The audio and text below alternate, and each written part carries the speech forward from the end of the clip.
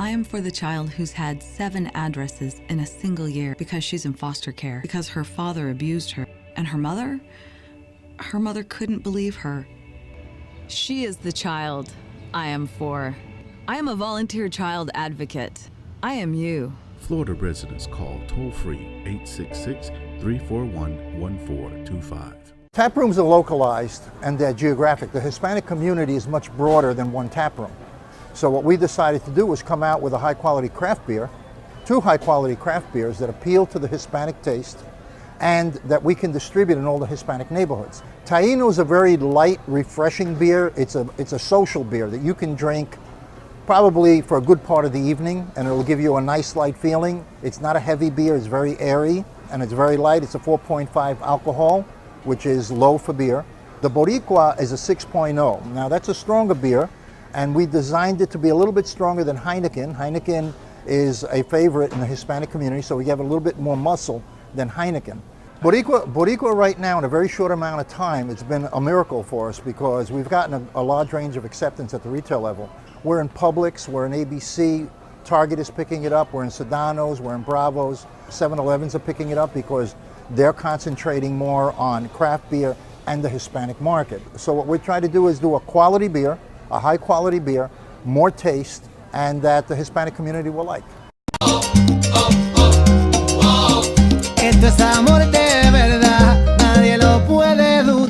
Step up to craft beer. Taino Light Lager has a crisp, refreshing Caribbean-style flavor. Boricua Craft Ale, full-bodied flavor for the true beer drinker. Stop drinking beer water. Taino Craft Light Lager and Boricua Strong Craft Ale. Feel the rhythm and come up to craft beer.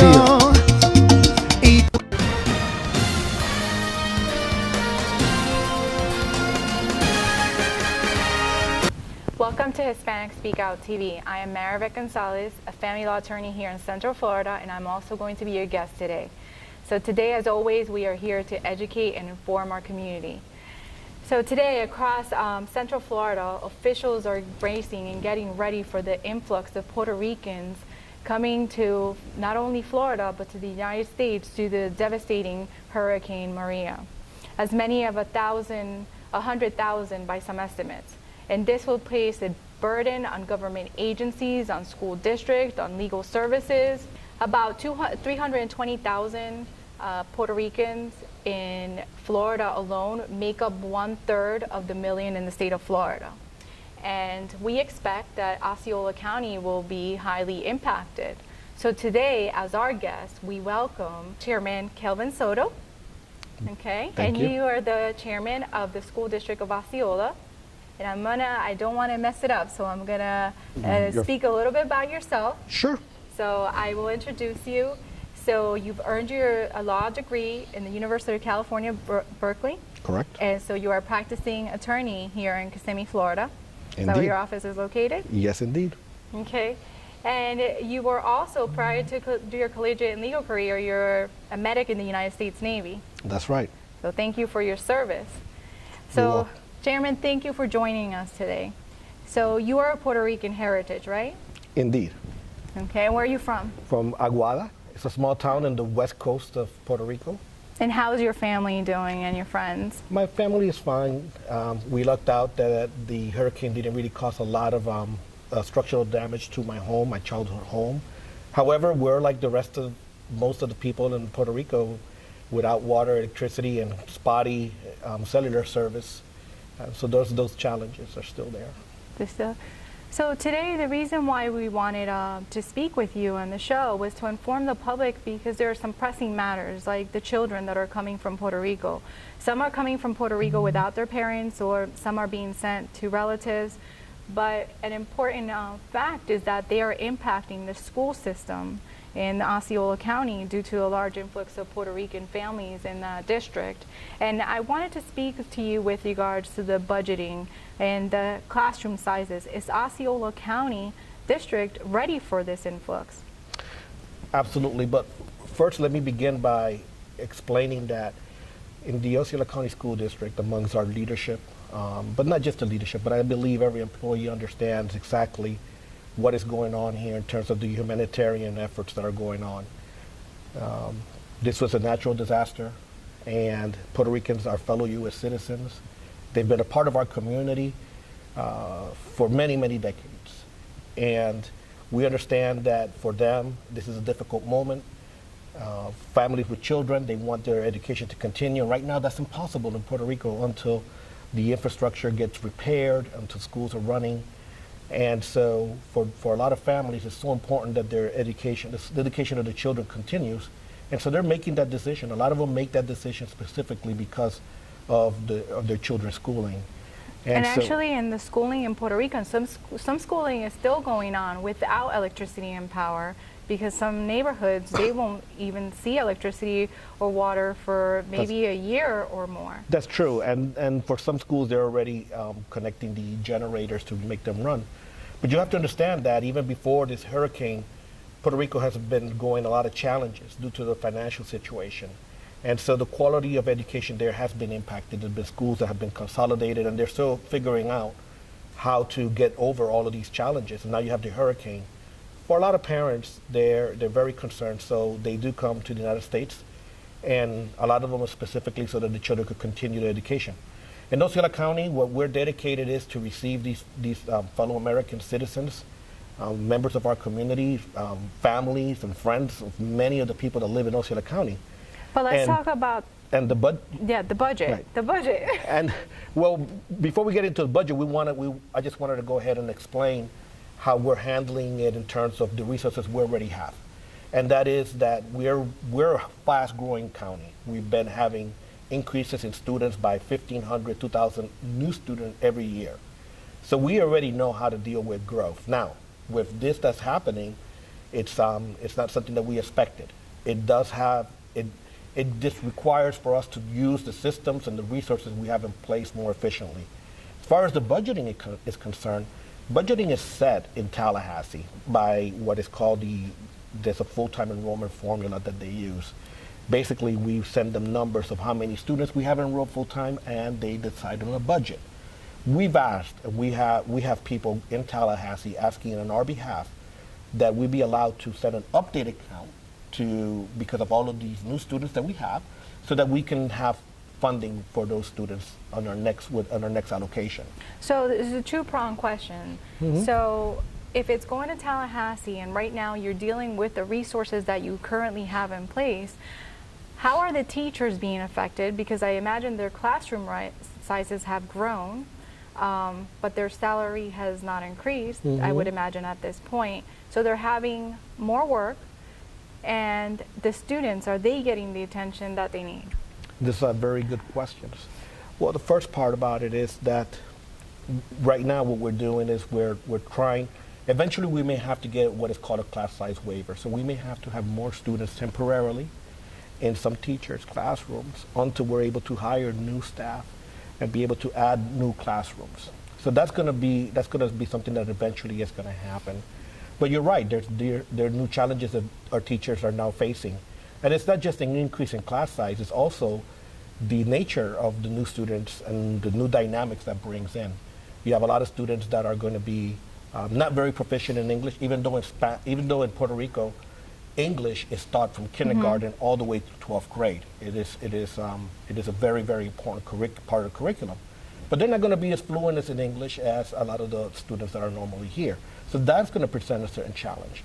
The other thing is the conditions that these kids are in. They're going to be stressed. They're going to have a lot of distractions while they get normalized and acclimated to their new surroundings. Luckily, we have great principals in our schools. Our leadership I can't say enough about how they work together. So we're already coming up with strategies and ideas on how to deal with these new students, not just because of the class size, the extra work that English language learners pose, but also the emotional issues that they bring. Our teachers are doing, I get stories of how this is planning out in the classrooms, and it's just incredibly, I cannot say enough words to how proud I am of our staff. So the teachers, when you guys are making decisions and when they're having meetings, it's important to have the teachers' involvement. So are they involved in the process? Mm-hmm. And are they on board with what you're doing? Because although we are speaking about this as it may be temporarily, it might be longer Yes. than what we would think. We don't see, I don't see how the numbers die down anytime soon. When you were looking at some statistics, it says you get daily of how many students are enrolled. What is the enrollment count as of today? As of today, we've enrolled 829 students that have families have been displaced by all the hurricanes, specifically from Maria, 736. And to put that into a proper perspective, an elementary school is about 900 students. So this is a significant number. Now, these are not all elementary age students, but people need to understand, yes, this is a significant increase, and this is above what we normally take in due to growth every year. So absolutely, this is something that we're concerned of. I agree with you. I think that it would be a different discussion as to why, but I do believe that these are going to be longer term than short term. So put it in residents. perspective, I want to get a mental picture. So you think that number is higher or almost as equal as the actual total number of students that it should be, correct? Well, what we normally have been experiencing is about between 1,500 and 2,000 extra students, which come to our district from all over the world. We are an international community, a very diverse community. So this is what we have always been dealing with in terms of growth in our school district. This is above that. So I guess I'm trying to picture, because for some reason I have a mental picture of walking into a crowded classroom. But that's not what you'll see. So that's what I want That's not what you'll the see. community to know. So what do I see when I'm walking into the classroom in Osceola County? You wouldn't see anything different. The experiences are really particular to the individual classrooms, to the students, the teachers, and the principals. As an observer, you wouldn't see anything different than what we do, which is to provide quality education to all of our students. I know that sounds trite, but here's what is going on. That one of the main things that we're going to do, that we have to do and we're doing, is that we're using the programs we already have in place to help these students that are here because of the hurricanes. Why? Well, because we have a diverse population. We speak in our district over 60 different languages, and we've been a high growth county for the past 15 years. So what it means is that we already have the system in place. If a child doesn't know, we have bilingual staff, bilingual teachers. We need more. We need more, but we do have bilingual teachers. We have ESOL programs, ELO programs. We have our dual language schools, and we have our choice programs. Can you explain ESOL for the community? The English for speakers of other language. So that's a certain type of curriculum that helps students learn English because they speak another language. That doesn't mean that they don't understand, that they wouldn't understand the curriculum if it was given in their language. It just means that they need to learn the language in order to go ahead and be able to take the exams and function better in society. And you mentioned something interesting before with regards to the kids' attention. They're thinking about the loss of their home, leaving their family behind. Sometimes some are not even with their parents. What about clothing? What services are being offered, or how do those children get those services? And in addition, can the community help those kids? How do we get to them if they need those services? And that's a very good question, because you're absolutely right. And one of the things is we have social workers, and so when we have a student that's particularly having an emotional challenge, with new surroundings, we already know how to deal with that. But they will appear without parents, and they probably have an uncle or aunt. They will come, they don't have clothes. So what we have is we have partnerships with a lot of nonprofits and profit business partners with our school district. And through them, we have kids' closets for clothes, we have supplies. Disney just donated 1,000 backpacks That's full great. of supplies. St. Cloud, the St. Cloud city government donated $50,000 to help us with these efforts. And before we go, So you're absolutely right. These are things that are happening, but the community is pulling together, and it shouldn't surprise anyone. You mentioned at the beginning of this program that Osceola County has a very, very large population of Puerto Ricans. We absolutely, whether they're Puerto Ricans or whether they were, we had a similar experience with Katrina, and it doesn't matter where they're coming from. We're going to help. But in this one, it is really literally helping friends and families because of the big Puerto Rican community that we have. Question, which comes to mind as an attorney, when the children are going to be enrolled in the school, there's certain paperwork that they need. Is the school district making an exception? And perhaps you can answer it after the commercial break that we're about to take. Commercial break. We will be right back. Esto es amor de verdad, nadie lo puede dudar. Step up to craft beer. Taino Light Lager has a crisp, refreshing Caribbean-style flavor. Boricua Craft Ale, full-bodied flavor for the true beer drinker. Stop drinking beer water. Taino Craft Light Lager and Boricua Strong Craft Ale. Feel the rhythm and come up to craft beer.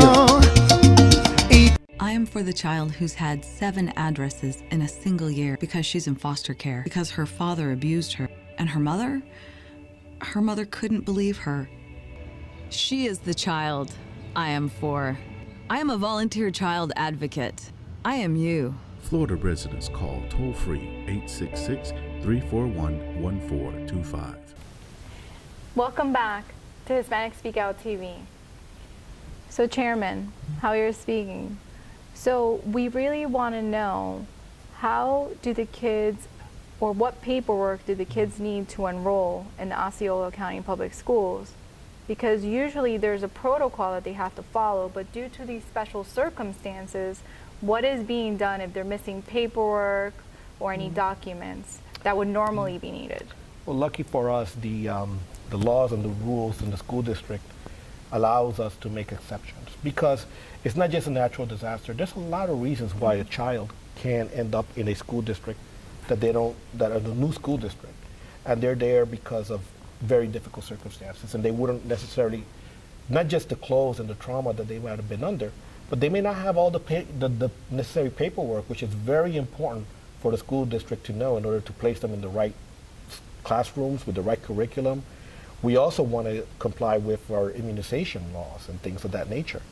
The rules allow us for up to 30 days to be able to enroll a child while we make efforts to obtain that information.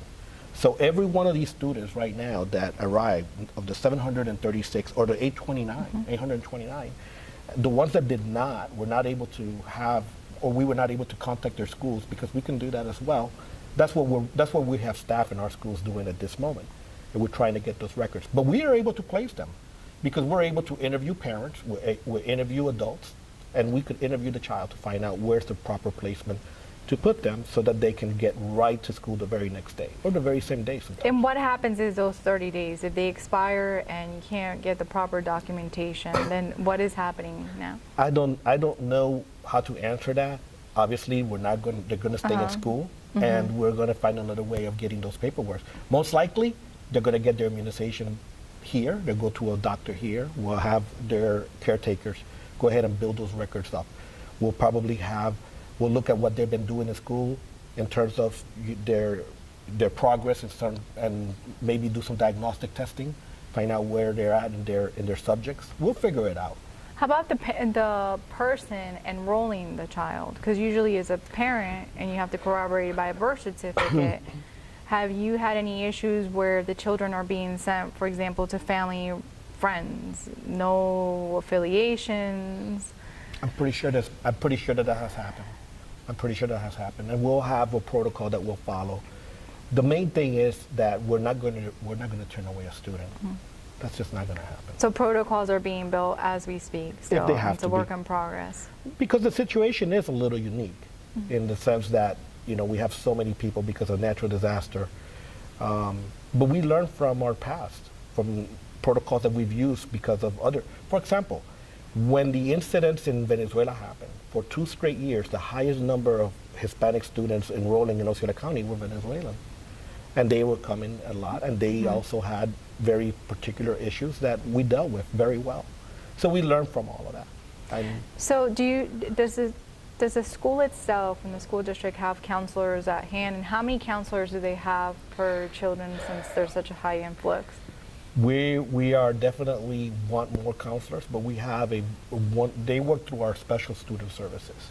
And I've spoken with a few of them and the chance. They're very busy, but they're very, very dedicated, very smart social workers and people who are dedicated to their profession beyond anything that I can describe to you. So they make do. I wish that we could get more, but one of the things about school funding is that there's usually never enough. And here's one of those things where we're learning right now that our social workers and the people that work in student services is something that we need to properly fund. And we definitely would love to have more counselors. But our teachers, they go to training. All of our teachers are going to be ESOL, they either are or will be ESOL certified. And with some of these certifications, they also get training in dealing with students. A lot of students, whether it's from a circumstance like this or not, a lot of students come with adverse childhood experiences and things of that nature. And our teachers are trained to deal with that. Is it a possibility to reach out to the private sector? Are they sometimes willing to give up their time? Because I remember when the Pulse tragedy happened in Orlando, some private sectors and some private counselors actually donated their time and volunteered. Is that maybe an option for your students? Well, I do know that that's something that we are working with. So I know that there's folks that are out there willing to help and donate their time, and I know that our administration is making use of that. Absolutely. So maybe a town hall meeting with professionals of that sort wouldn't be bad for Osceola County. I'm just thinking outside the box and try to help the children, because like I said, it's not, school is difficult sometimes as it is, being young, but also having to think about having lost your home and not being with your family is really hard. How about the food? With regards to, do they get proper, what about the lunches? What is being done by the school? Well, they don't have to pay for their lunches or anything like that, or breakfast. And what we do is, depending on the student, and it's probably all of them or most, we send them on weekends with backpacks of food as well. So we help in that way. There's a lot of things that are going on. And Puerto Ricans as a people, as a culture, they value education. Education is probably, if not the top most important identity component of being a Puerto Rican. And so one of the things that we want to do from the school district perspective is for the parents of our students, their families, is to give them one less thing to worry about. You know, there's so many other things that are going on. And when you think about the future and the investment that you make as a family or as a community, it's really the education of our students, of our children. And so that is ultimately what we're doing in Osceola County. So at the board, what is the priority on the list? If you had to pick one thing to work on, what is of most importance, would you say? Today, I understand it changes daily or weekly. Well, I mean, from a school district perspective, as a chairman, one of the things that I always do is I defend and I protect our funding. That is one of the most important things. But I don't know whether this is equal or even more important, and that is to make sure that the perspective of our public, of our citizens of this country, of residents and everybody else, that their perspective about a school district is correct. And that is that public education in the United States is extremely important, that you have a lot of professionals, a lot of people that care, that put their lives into what they do, and that people begin to appreciate our function and our role in educating our future of society. I don't know which one comes first. It's like an argument of the chicken or the egg. Do people care more before you get funding, or do you get funding and then people care more? And you know, from a leadership perspective, that's one of the things that I'm always thinking about. And I'm always saying, well, you know what? Will I have more funding if people just understood just how important our work is, and what it really means to have a high quality public education system? Well, have you experienced resistance to this from people maybe in the community that might think that it's unfair for so many Puerto Rican children to be in the school? From teachers that might say it's unfair that they have to work more hours. So I know we're speaking very positive, and that is what we would like to hope, but there's always that negative. Has that impacted you in any way, the school system, and have you been met with resistance? Impacted, no. But I absolutely understand that there may be some opinions out there. And you know, we're all entitled to opine the way that we feel. Here's the thing, that your opinions are only as good as what they're based on. If anyone's opinion is just based on what they know from their five senses, from their own personal experience, well, that's going to be very limited. And that's not really going to give anyone a very educated opinion about things such as public education. Best thing to do is really for people to understand what exactly it is that we do and how we impact communities and how we impact the future and how our work also impacts their families, prepares their children for success. So are Puerto Ricans less entitled or, you know, or worthy of a quality education? They're U.S. citizens. They pay taxes just like everyone else. And in that culture, in Puerto Rican culture, education is the most paramount focus of our identity. So absolutely, we all have to go ahead and value our public education system, support our education system, and fight for its funding. But I don't think that our school district is going to do anything different because a few people disagree with that. Okay. So what is happening? What is the district working with regards to the funding? Well, one of the things is that we're working with the people that we're supposed to be working with, obviously, which is the Department of Education at the state level, okay, and with our elected representatives. So that's where the work has to be done. At the local level, we really don't have that. That's not a decision that we make in terms of funding. So we're working with them. Specifically right now, we wanna be able to update our counts, which already went out earlier this month, with the new students that we've been enrolling so that we could receive funding for them. That's very, very important. That's the first step that we need. And then from there, we have other things that we're going to be wanting as well. And do you believe, or if that other counties or communities have been as receptive as Osceola County has been to the Puerto Rican children? Interesting. I believe so. I believe that they have. I know that I'm very aware, and I know very well on a personal level, a lot of the folks from Orange County, they are our twin to the north, the way I see it. And they help us and we help them. I believe that everyone understands what we're doing here and how important it is. And I haven't heard anything different.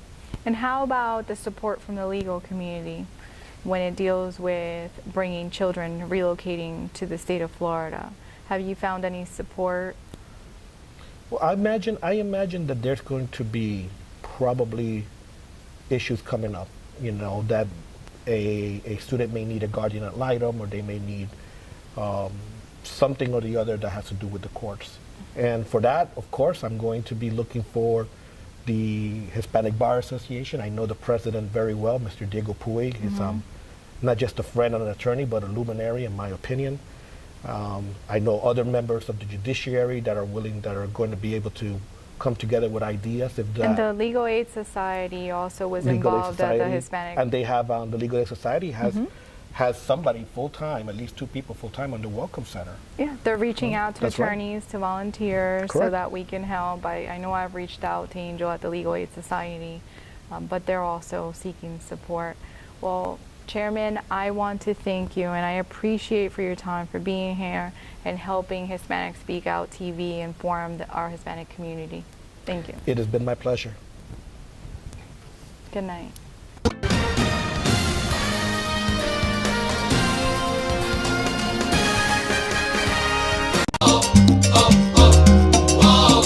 Esto es amor de verdad, nadie lo puede dudar. Step up to craft beer. Taino Light Lager has a crisp, refreshing Caribbean-style flavor.